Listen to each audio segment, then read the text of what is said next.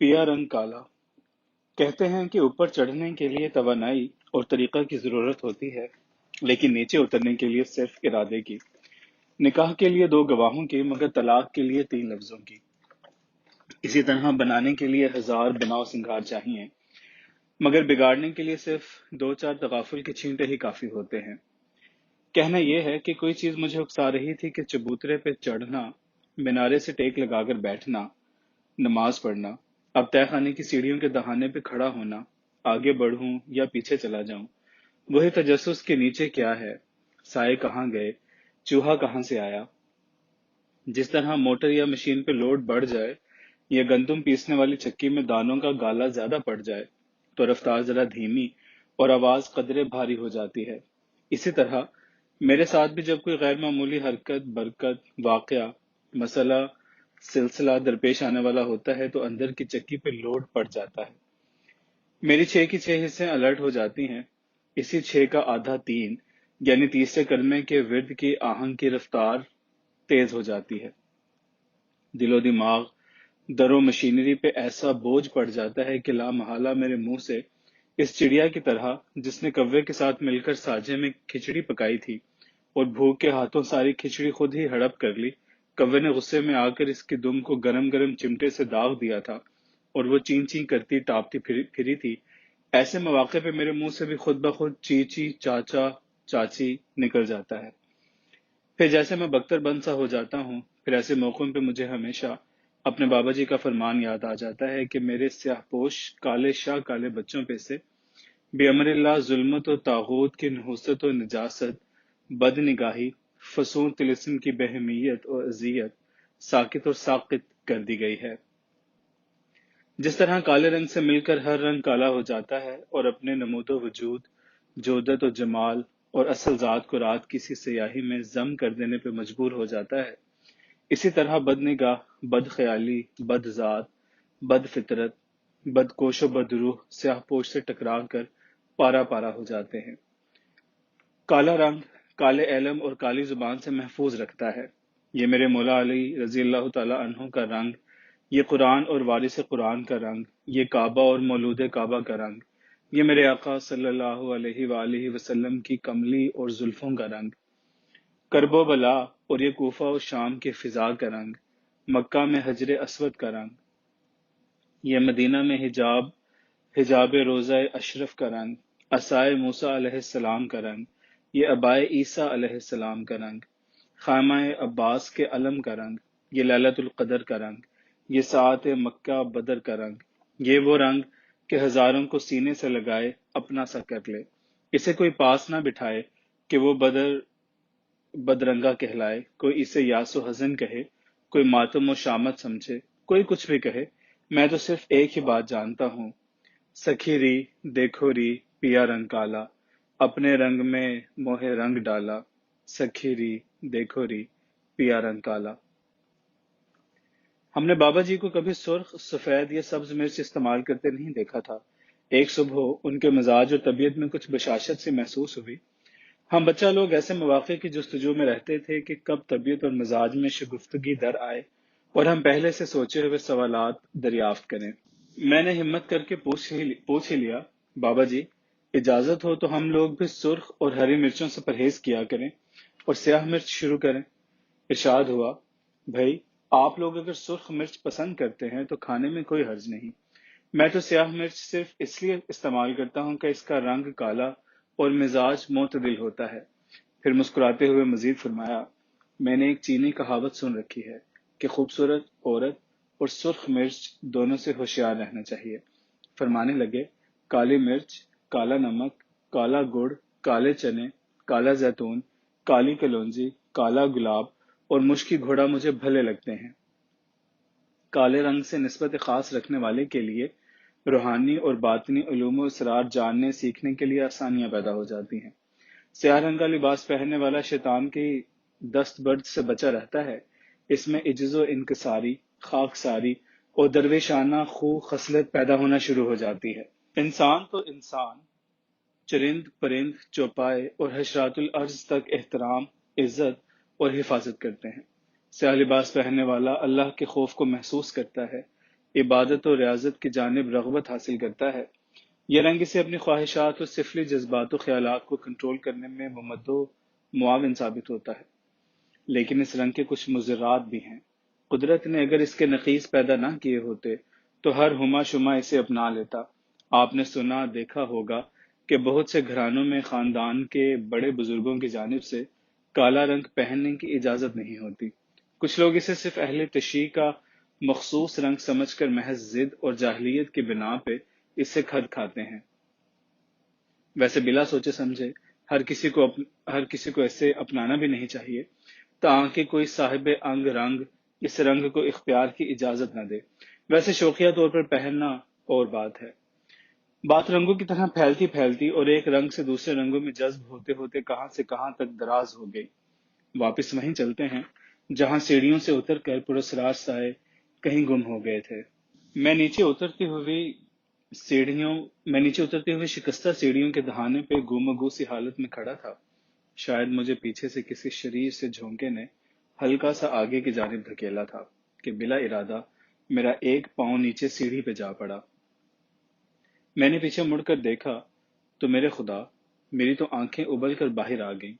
جہاں تک نظر پڑی چوہے ہی چوہے، ویسے ہی کسی بڑی سی بلی کے قد اور کاٹ جیسے۔ آدھا آدھا گز لمبی پیچھے لمبی لمبی دمیں، 4 انچ لمبی مونچھیں، سرخ انگاروں کی مانند دہکتی ہوئی آنکھیں۔ وہی چوہا جو کچھ دیر پہلے نیچے سے اوپر آیا تھا اور میری ٹانگوں کے درمیان سے گزر کر کہیں غائب ہو گیا تھا۔ اغلب یہی تھا کہ یہی چوہا اب پوری برادری کو لے کر یہاں آیا ہے۔ اب میرے لیے سوائے نیچے کودنے کے اور کوئی چارہ نہیں تھا۔ اوپر آتا تو شاید میرے لیے زمین پہ پاؤں دھرنے کو جگہ بھی نہ تھی، اور یہ خونخوار چوہے مجھے شاید 2 قدم بھی آگے بھاگنے کی مہلت نہ دیتے۔ ابھی تک میرا ایک پاؤں اوپر ہی تھا اور دوسرا نیچے دوسری سیڑھی پہ۔ میں نے اپنے اوسان برقرار رکھے اور فل سپیڈ سے اندر کی چکی گھما دی۔ ایک نظر پھر مڑ کر اس آفت ناگہانی کی جانب دیکھا۔ یوں دکھائی دیا جیسے کسی چوہا فیکٹری سے ایک ہی سائز، ماڈل اور رنگ کے چوہوں کی لاٹ تیار ہو کر نکلی ہو۔ وہی پہلے والا چوہا، شاید ان کا سردار تھا، اپنی پچھلی ٹانگوں پہ بیٹھا، لمبے لمبے دانت نکوستا ہوا میری جانب دیکھ رہا تھا۔ شاید وہ اندازہ کر رہا تھا کہ میری اگلی موومنٹ کیا ہوگی۔ میں نے کچھ سوچتے ہوئے نیچے والا پاؤں آہستہ سے اوپر اٹھایا، دونوں پاؤں پہ کھڑا ہو کر بغیر رخ موڑے آدھا قدم پیچھے چوہوں کی طرف ہٹا۔ چوہے تھے کہ شیر، وہ برابر ڈٹے رہے۔ پھر میں نے ایک اور آدھا قدم پیچھے ہٹایا۔ اب شاید میرے پاؤں اور سردار چوہے کا درمیانی فاصلہ زیادہ سے زیادہ 2-2.5 فٹ رہ گیا ہوگا۔ وہ اب بھی اپنے پاؤں پہ قائم تھا۔ اس شیر دل نے اپنے پاؤں کی مٹی نہیں چھوڑی تھی۔ ایسے نڈر چوہے زندگی میں پہلی بار دیکھے تھے۔ اب کیا کروں؟ اچانک میں اپنے بائیں جانب دیوار کی طرف ہلکا سا کھسک لیا۔ چوہوں نے اب بھی کسی رد عمل کا اظہار نہیں کیا۔ اب میں 3 قدم ترچھے سے دھرتا ہوا بائیں دیوار کے ساتھ لگ گیا، پھر ایک لمحہ توقف کے بعد اچک کر 2-2.5 فٹ اونچی دیوار کی منڈیر پہ چڑھ گیا۔ پھر کیا تھا؟ جیسے کسی نے ایک سیلاب کے آگے سے بند توڑ دیا ہو۔ چوہے مانند سیلے رواں نیچے سیڑھیوں پہ بہے جا رہے تھے۔ کیا مجال کہ کوئی چھوٹا بڑا ہو؟ یوں لگتا تھا جیسے یہ سارے پہلے والے چوہے کا ہی چربا ہیں، یا اس کی ہی کلوننگ سے انہیں غیر فطری طور پہ پیدا کیا گیا ہے۔ مجھے کسی قسم کا زخم پہنچائے بغیر وہ سب کے سب کہیں نیچے غائب ہو گئے تھے۔ مجھے خیال آیا کہ وہ مجھے کوئی نقصان پہنچانا نہیں چاہتے تھے۔ میں صرف ان کا راستہ روکے ہوئے کھڑا تھا۔ میں ہٹا اور وہ چلے گئے۔ وہیں سے میں منڈیر پھلانگ کر اوپر چبوترے پہ چڑھ آیا کہ کچھ طبیعت کا تقدر دور ہو۔ یہاں موسم اور وقت کا رنگ ہی کچھ اور تھا۔ فضا میں ایک بھیگی ہوئی تازگی اور سمندر کی لافانی خوشبو کا احساس رچا بسا ہوا تھا۔ بائیں جانب تحت نظر بچھا ہوا گہرا نیلگوں سمندر، دیگر اطراف خدا کی پھیلائی ہوئی زمین، جگنوں کی طرح ٹمٹماتی ہوئی دور دور کہیں کہیں روشنیاں، خاموشی، سکوت اور تنہائی۔ جن لوگوں کو فطرت کی گود میں بیٹھنے، اس کے زانوں پہ سر دھر کر لیٹنے اور اس کے زلفوں کو چہرے پہ ڈال کر سونے کا چسکا پڑ جاتا ہے، تو وہ پھر بستیوں اور بسیروں سے کہیں دور نکل لیتے ہیں، جہاں بے سر و سامانیاں، ناآسودگیاں، محرومیاں اور تنہائیاں ان جوگیوں، بیراگیوں اور درویشوں کی راہ تک رہی ہوتی ہیں۔ چاند بھی اب جلوہ فگن ہو گیا تھا۔ فضا میں دودھ اور ہوا میں جیسے زعفران سا گھل مل گیا ہو۔ یعنی دیوانے کے لیے آشفتہ سری کا پورا سامان تیار تھا۔ طبیعت جہاں سرشار ہوئی تھی وہیں آنکھوں میں بھی مدرا سی تیرنے لگی تھی۔ جسم سکون پکڑنے لگا تھا۔ سوچا کہ اگر کسی کیفیت میں ادھر کہیں پڑ گیا تو جانے پھر کیا ہو، بہتر ہے کہ کہیں پڑھنے سے پہلے نماز پڑھ لی جائے۔ رات تو قبر ہوتی ہے، انسان مردہ بن کر لیٹ جاتا ہے، مقدور ہو تو اگلا سورج چمکتا دیکھ لے، ورنہ کالی شاہ کالی چادر اوڑھ کر اپنے اندر ڈوب جاتا ہے۔ کچھ اللہ والے اپنے ظاہری حیاتی میں ہی موت کے مزے لوٹ لیتے ہیں۔ ہر شب اپنے ہاتھوں کھدی ہوئی قبر میں موت کا مراقبہ کرتے ہیں۔ صبح نماز کے وقت اگر اجازت ملے تو اپنی جگہ چادر دھر کر قبر کو اوپر سے ڈھانپ کر باہر نکل آتے ہیں۔ شام کو دوبارہ آنے کے لیے کہتے ہیں۔ بڑا مزہ آتا ہے، ایسی گہری، میٹھی اور سہانی نیند کہ کسی کو پھولوں کی سیج پہ پہلوئے محبوب میں کیا آتی ہوگی۔ یہ شعر برمحل ہے کہ نہیں، سنانے کو جی چاہتا ہے۔ مومن کے لیے موت بھی ہے زانوئے محبوب، مومن کے لیے موت بھی ہے زانوئے محبوب، کافر کے لیے زیست بھی اندیشہ جاں ہے۔ مجھے ویرانوں، بیابانوں اور قبرستانوں میں گھومنے پھرنے، کتبے پڑھنے، مردے سونگنے کا بڑا خبت ہے۔ برصغیر پاک و ہند تو گھر کے آنگن ہے، اس کے علاوہ دنیا بھر میں جہاں جہاں بھی مسلمان، یہودی اور عیسائی ہیں وہاں بڑے بڑے قدیمی قبرستان موجود ہیں۔ ہر قبرستان اپنی علیحدہ علیحدہ تاریخ، اہمیت اور شہرت رکھتا ہے۔ میں بالخصوص بغداد، کوفہ، نجف، بصرہ، دمشق، سقارہ، بحاریہ، یروشلم، دہلی، ملتان، مکلی اور لاہور میانی صاحب میں ایک زمانہ سے قبر نوردی کرتا چلا رہا ہوں۔ قبریں بشمول مزارات بھی کئی قسم کی ہوتی ہیں۔ جو لوگ کشف القبور کا علم رکھتے ہیں وہ خوب جانتے ہیں کہ آگ کا الاؤ، غلاظت کی ڈھیری، بجوؤں، سانپوں، کیڑوں مکوڑوں کی آماج گاہ کون سی قبریں ہیں، اور روشن پھولوں کا گلدستہ، تر و تازہ قرأت قرآن والی جنت کی کھڑکی اور زندہ قبریں کون کون سی ہیں۔ ہر لحد کے کچھ نیچے اس کے مکین کے اعمال کا تعویذ اور لحد کے کچھ اوپر اس کے احوال کی دستاویز لٹکی ہوئی ہوتی ہے۔ اہل قبور میں ایسی زندہ اور تابندہ ہستیاں بھی ہوتی ہیں جن کا روحانی تصور اور فیض کسی رواں دواں چشمے کی مانند جاری و ساری رہتا ہے۔ اب چشمے کا ٹھنڈا میٹھا پانی تو وہی حاصل کرے گا جو وہاں جائے گا، چشمہ فیض تلاش کرے گا۔ جب کوئی قبرستان پہنچ کر السلام علیکم یا اہل القبور کہتا ہے تو جواب میں وعلیکم السلام کا ایسا بلند آہنگ پیدا ہوتا ہے کہ اگر ہم سن پائیں تو گھبرا کر بھاگ اٹھیں، مگر ہمارے پاس ایسے کان ہی نہیں ہیں۔ میں بھی کسی ایسے ہی ٹوہ ٹھرک میں اکثر قبرستانوں میں بھٹکتا رہتا ہوں۔ میرے ساتھ قبرستانوں میں ایسے ایسے حادثے اور واقعات ہو گزرے ہیں کہ اگر لکھنے بیٹھوں تو ایک آدھ کتاب آسانی سے لکھی جا سکتی ہے۔ میں کئی بار بیٹھی ہوئی قبروں میں دھنس گیا، ساری ساری رات مردوں کی کھوپڑیوں اور ہڈیوں کے درمیان پڑا رہتا، کیونکہ میں اکثر اپنے جاننے والے گورکن کو بتائے بغیر زیر زمین ہڈیوں کے گودام میں گھس جاتا تھا اور وہ باہر سے تالا لگا کر رات بھر کے لیے اپنے گھر چلا جاتا تھا۔ بستی نظام الدین رحمۃ اللہ علیہ دہلی کے قبرستان میں ایک توجہ کے دوران میں بیٹھا بیٹھا پاس والی بھربھری مٹی والی قبر میں لڑک گیا۔ پوری رات میں ایک شریف سے مردے کی گود میں بیٹھا رہا کہ خود نکلنے کا کوئی راستہ نہیں تھا۔ دور کسی کی آہٹ اور آواز آئی، انہیں آواز دی کہ بھائی مجھے قبر سے نکالو۔ وہ بھوت بھوت کہتے ہوئے بھاگ نکلے۔ اگلے روز صبح ہی صبح کچھ اور لوگ آس پاس محسوس ہوئے۔ اب میں نے پہلے السلام علیکم کہا، پھر کلمہ شریف پڑھا کر کم از کم وہ مجھے بھوت تو نہ سمجھیں۔ وہ بھی جواب میں کلمہ شہادت پڑھنے لگے اور آپس میں کہنے لگے کہ مردے کا حساب کتاب ہو رہا ہے، قبر بیٹھ گئی ہے، مردہ بے پردہ ہو رہا ہے، اس میں مزید مٹی ڈلوا دو۔ وہ گورکن کو مٹی ڈالنے کے لیے لے کر آئے۔ وہ تو بہتر ہوا کہ وہ مجھے جانتا تھا، باہر نکال لیا، ورنہ میانی صاحب میں اکثر راتوں کو جایا کرتا تھا، خوب گھومتا، السلام علیکم کہہ کر ساکنان قبور کا دل بہلاتا رہتا۔ یہ قبرستان کچی پکی قبروں، مزاروں اور چھوٹے موٹے مقبروں کا ایک جنگل ہے۔ جیسے جنگل میں مختلف نوع کے جانور رہتے ہیں، اسی طرح یہاں بھی بہت سے دو ٹانگوں اور چار پاؤں والے جانور اور پروں والے پرندے رہتے ہیں۔ جنگل کے قانون کی طرح یہاں کا بھی اپنا قانون ہے۔ یہاں کی تمام زندہ مردہ آبادی کچھ اس طرح سے آپس میں گڈ مڈ اور غلط ملت ہے کہ کچھ معلوم نہیں ہوتا۔ زندوں میں کون کون مردہ ہیں اور مردوں میں کتنے زندہ ہیں، کچھ طبقاتی رو رعایت بھی روا نہیں۔ گورنر کے ساتھ گلاب دین گجر لیٹا ہوا ہے تو کہیں اپنے وقت کے نامور شاعر کے پہلو میں شریفہ پہلوان شرق پوریا اکھاڑا بند ہے۔ استاد منجلے لطافت علی خان کی سنگت میں مولوی لطف الرحمان بھائی پھیروی پڑے ہوئے ہیں۔ افسانہ نگار چرم فروشوں میں گھرا ہوا ہے اور زبدت الحکماء ایک مشہور ایکٹر کی ہمسائیگی میں پڑے رہنے پر مجبور ہے۔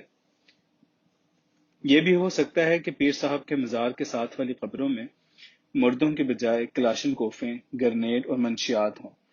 کوئی نئی قبر کھودتے وقت اگر انڈیا کی مالٹا وسکی کے کچھ کریٹ یا وائٹ ہارس اسکاچ کی کچھ بوتلیں نکل آئیں تو کچھ تعجب نہیں ہوتا۔ ٹیپ ریکارڈر، ٹیلی ویژن، ریڈیو، زیورات، پارچات، کچھ بھی نکل سکتا ہے۔ یہاں بجو، نیولے، سانپ، خارموش، الو، چمگادڑیں، مردہ خور بلیاں اور چوہے، کوے اور کرلے بڑے دھڑلے سے رہتے ہیں۔ انہی کے ساتھ ان کے بھائی بند منشیات فروش، منشیات خور، چور اچکے، آدی مجرم، مردوں کی کھوپڑیاں، اعضاء اور کفن اکھاڑنے والے، چلے چوکے، وظیفے، منتر چلنتر، مسانوں کی ہانڈیاں چڑھانے والے، اولاد نرینہ کے لیے نوزائیدہ بچوں کی قبروں پہ اولاد کی خواہش مند عورتوں کو غسل دلوانے والے ٹھیکیدار، بدکاری کے لیے عورتیں، بچے اور ہیجڑے، یہ 2 ٹانگوں اور 4 ٹانگوں والے سارے جانور یہاں مل جل کر رہتے ہیں۔ ایک قبر میں بجو گھسا ہوتا ہے، ساتھ والی میں بشیرہ چنیوٹیا گھسا ہوا کفن کھینچ رہا ہوتا ہے، بجو کی طرح برکتا 2.5 پھٹ قبر کے پاؤں میں ایسی سیندھ لگاتا ہے کہ 15 منٹ میں 2 ماہ قبل دفنائے گئے ملک مشتاق احمد شوگریے مرحوم کی کھوپڑی، پسلیاں اور ہاتھ پاؤں، بازوؤں کی پوری ہڈیاں جھاڑ پھونک کر باہر نکال لیتا ہے، اور ایسی صفائی اور بے کھٹکے سے کہ ساتھ والے مردے تو کیا، خود ملک صاحب کو خبر نہیں ہوتی کہ ان کے ساتھ کیا بیت گئی، اور اکثر اوقات بجو اور برکتا 2.5 پھٹ دونوں آگے پیچھے ہی باہر نکلتے ہیں۔ اس جنگل میں ایسی رونقوں کی منگالتا اکثر یہاں کے بادشاہان گورکنوں کے دید فہمید سے ہوتی ہے، یہاں تک کہ کوئی نیا پرانا مردہ ان کی خوشنودی کے بغیر اپنی کروٹ تک نہیں بدل سکتا۔ انسان تو انسان، یہاں کے حشرات الارض تک انہیں فی قبر مردہ ٹیکس دیتے ہیں۔ ان گورکنوں کو مراسیوں کی طرح ایک قبر اور ہر ایک مردے کا محل وقوع حسب نسب، ذات اوقات، تاریخ دفن، قسم لٹھا کفن، متعلقین کی مالی اور سماجی حیثیت، یعنی ایک ایک جزیات ازبر ہوتی ہیں۔ انہیں علم ہوتا ہے کہ کون سی قبر پہ ان کے وارث کب آتے ہیں، ہر روز جمعرات، عید شبرات یا مر گیا مردود، فاتحہ نادرود۔